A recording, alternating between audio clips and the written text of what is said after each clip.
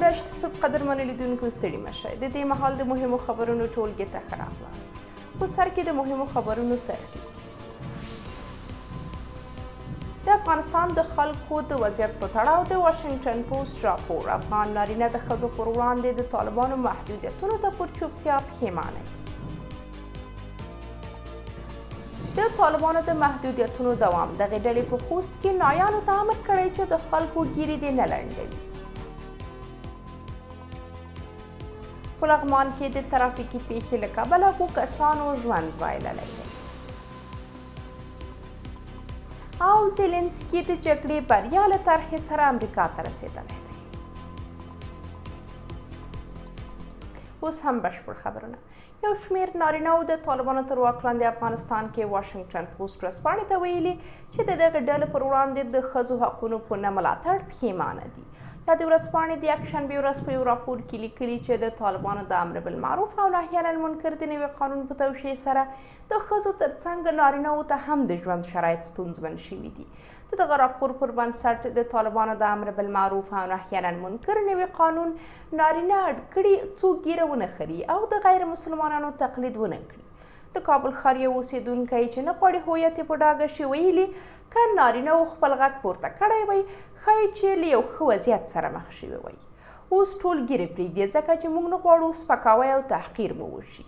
په راپور کې د کابل ښار د یو شمېر اوسیدونکو په حواله ویل شوي چې د طالبانو د امر بالمعروف او نهي عن المنکر غړو په تېره یوه میاشت کې د دغه ښار په ځینو سیمو کې نارینه د جمعې لمانځه ادا کولو ته اړ کړي دي.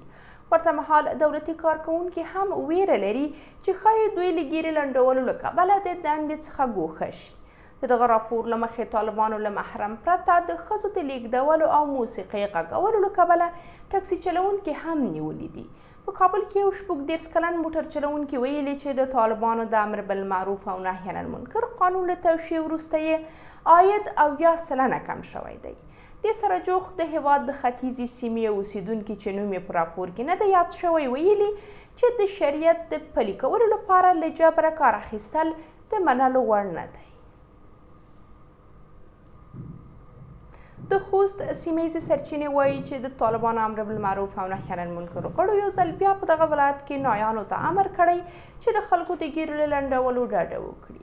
سرچینو د دوشنبې ورځ دشت صبح ورځپاڼې ته منلې چې طالبانو نایانو ته خبرداری ورکړی د دې امر د سرغړونې په صورت کې به 10,000 افغانۍ جریمه او 3 میاشتې بندیان شي.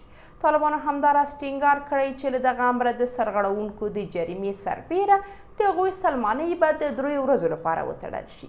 تر دې دمخه هم طالبانو د خوست لسګونه اوسیدونکي د ګیرې لنډولو په تور بندیان کړي وو. که څه هم پر افغانستان د طالبانو واک ته تر رسېدو وروسته ولس له خپلو بنسټیزو حقونو بې برخې شوی، خو د امر بالمعروف او نهي عن المنکر قانون له توشیح وروسته پر ولس د دغې ډلې بندیزونه خورا ډیر شوي دي.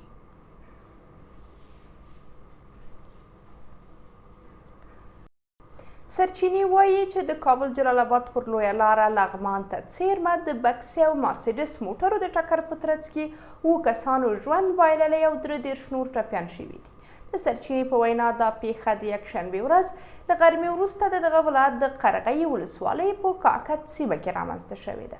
د معلوماتو له مخې په لومړیو کې د دې پیښې په ترڅ کې یو کس ژوند بایللی و او 19 نور ټپیان شوي وو. خو د ننګرهار د ولایتي روغتون یوې سرچینې دشت صبح ورځپاڼې ته ویلي چې د پیښې له 19 ټپیانو څخه 6 یې دغه روغتون ته تر لیږد وروسته مړه شوي دي.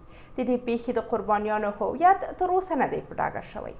یوه اونۍ مخکې هم د کابل جلال آباد پر لویه لار د یوې ترافیکي پیښې له کبله د یوې ښځې او یو ماشوم په ګډون 15 کسان مړه او 6 نور ټپیان شوي. د اوکراین ولسمشر ولادیمیر زیلنسکي د دغه هیواد د جګړې په هکله د توضیحاتو لپاره امریکا ته رسېدلی او ټاکل شوی چې د امریکا له ولسمشر جو بایډن سره وویني. فرانس خبري اژانس راپور ورکړی چې زیلنسکي د متحده ایالاتو پنسلوانیا ایالت ته رسېدلی ترڅو بایډن ته د بریالیتوب طرحه وړاندې کړي. د رویټرز راپور پر بنسټ ټاکل شوی زیلنسکي د راتلونکو ټاکنو له دواړو نمایندانو سره جلا جلا لیدنې ولري. دا لیدنه په داسې حال کې کیږي چې کیف له څو اونیو راهیسې هڅه کوي څو د روسیې پر اهدافو د اوږد واټن ویشتونکو توغندیو د کارونې اجازه ترلاسه کړي، خو دې هڅو تر اوسه کومه پایله نه ده ورکړې.